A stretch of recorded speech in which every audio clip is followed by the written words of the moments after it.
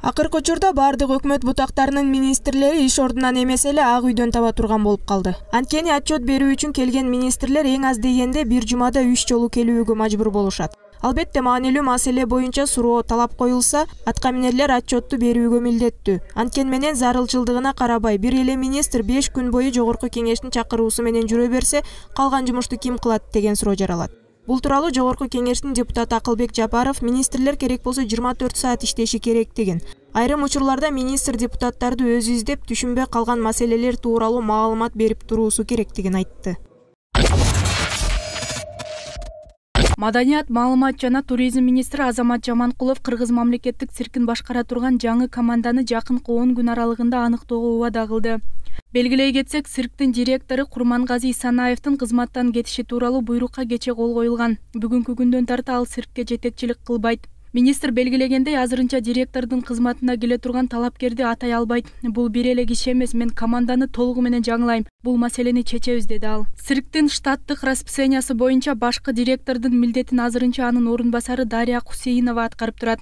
Ал буга чейин бир канча жолу материалдык маселелерди чечпей тургандыгын, чыгармачылык бөлүгү менен алектене тургандыгын айткан. Дароо эле жаңы директорду дайындай албайм. Буга 10 күндөй убакыт керектелет, деди министр.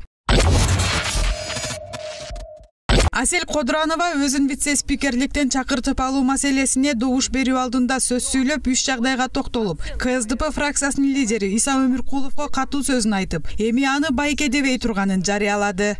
Мен Иса Шкур, сизди 95-жылдан бери билем. Мына 23 быйыл 23 жыл болду. Мен сизге карындаш катары байкем деп мамиле кылчумун. Бирок мен бала кезимде тайнем мен байкелериме мындай сөз айтчу да.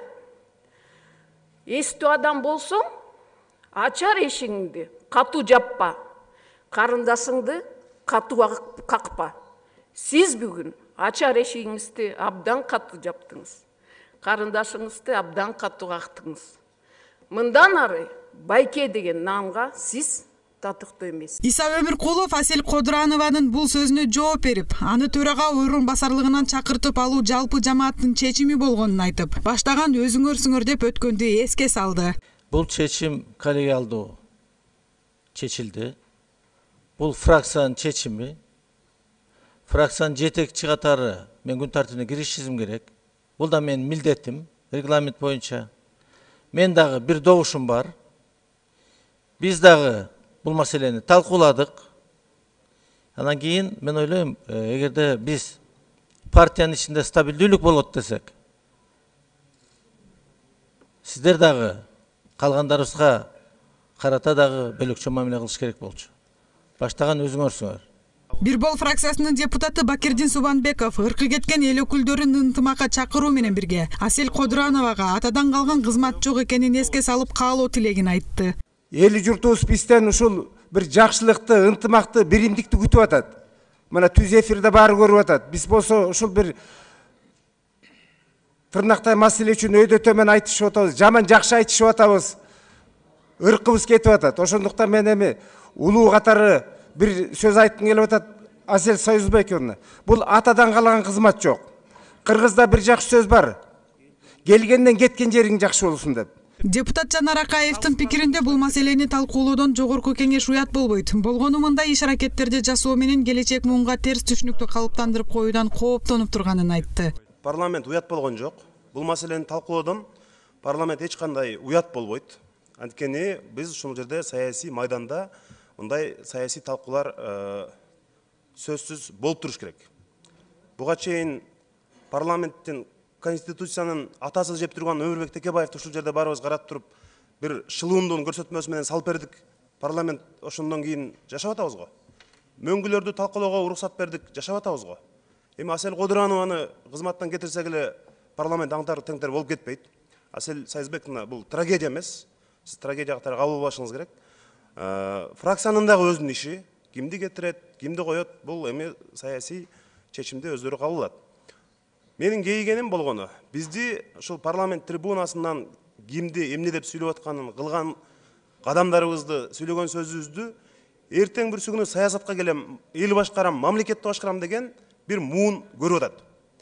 Ошол муунга болгону биз эч кандай добуш берүүдө дагы, сүйлөгөндө дагы, баскан турганда дагы түптүз жүрүшүң керек, жалтак болушуң керек кызматтан көтөрүлүш үчүн, коркок болушуң керек, сүйлөбөшүң керек, айтканын айткан дегендей кылсаң, сен өсөсүң деген түшүнүктү ушундай идеологияны калыптандырып коюшубуз керек. Жыйындын жүрүшүндө депутат Мыктыбек Абдылдаев сөз сүйлөп, КСДП партиясын ынтымакка чакырды. Силер парламенттин 40%-ин ээлегендей болуп отурасыздар. Анан кийин ушунчалык чыр чатакты бизге дагы көрсөткөнүңөр мен ойлойм кичине туура эмес болуп атат го депчи. Ошондуктан муну чыр чатагы жок эле чечкениңер туура болмок. Биз аралашпайлы силердин ички саясатыңаргачы, бирок чыр чатагы жок. Жогорку кеңештин уруш талаш менен коштолгон жыйынынын соңунда 96 депутаттын макул деген добушу менен Асель Кодуранова кызматтан кетти. Жогорку кеңеште жаңы вице-спикерди КСДП партиясына шайлоо тууралуу маселесин талкуулашып, вице-спикерин шайлоону же шайлабоону билишпей көпкө чайналышты. Депутат Иса Өмүркулов бул маселени күн тартибине киргизүүнү сунуш кылды. Бирок анын кесиптеши Ирина Карамушкина каршы болуп, төрагадан бул сунушту кабыл албоону суранды. Бул акыйнек айтышууга КСДП фракциясынан чыгарылган Кожобек Рыспаев аралашты. Мени фракциядан чыгарып атканда эч ким болушкан эмес. Бирок мен баары бир келип силердин эмне дээриңерди угуп отургам. Кодуранова деле келип отурса болмок да, деди Рыспаев. Акырында депутаттар жаңы вице-спикерди шайлоону чечишти. Мындай окуялар биздин башыбыздан деле өткөн да. Муну туура түшүнүш керек. Ирина Юрьевна айтып отпайбы, надо было пригласить Асель Союзбековну. Асель Союзбек лично я задал вопрос во время фракции. Она приглашена или нет? Лидер сказал, ее пригласили. Ее не было. Когда меня исключили с партии, меня вообще никто не приглашал. Взяли, исключили. И никто не выступил. Никто слова не говорил. Но я присутствовал, когда на фракции смотрели мой вопрос. А что бояться? Приходи, посмотри. Или собственное кресло, что ли? Бүгүн бар, эртең болбойт, бөлөк болот. Так что регламент узбай кете берели.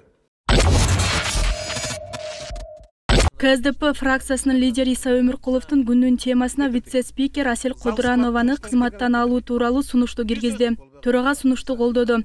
Бирок бул чечим депутаттардын нааразычылыгын туудурду. Айрымдары Дастан Жумабековду отурумду туура эмес алып барып жатат жана регламентти бузду деп күнөөлөштү. Бир бол фракциясынын лидери Алтынбек Сулайманов баарынан эмоционалдуулукту көрсөттү. Дастан Артыбекович, мен айтып атам, Мыктыбекович сизге айтты.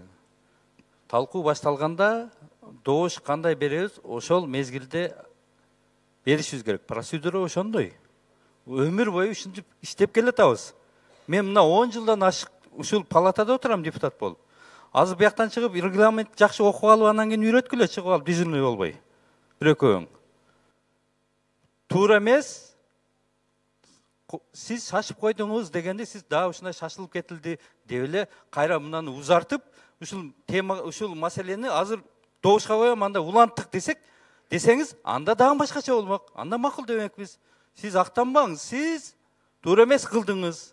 Эгер ушундай кыла берсеңиз, мына сиз үчөөң тең ротация кылышыбыз керек азыр. Үчөөң тең маселеңе коюшка, түшкүлө үчөөң тең. Алмаштырайлы баарыңарды. Рахмат. Сиз түшкүлө деп анта айткан укугуңуз жок, ал мыйзам бар. Укугум бар менин. Анда мыйзам менен келиңиз. Мыйзам менен айттыңыз түшкүлө дегенде. Эмне сиздин ордуңуз белбер түшкүлө дегенде.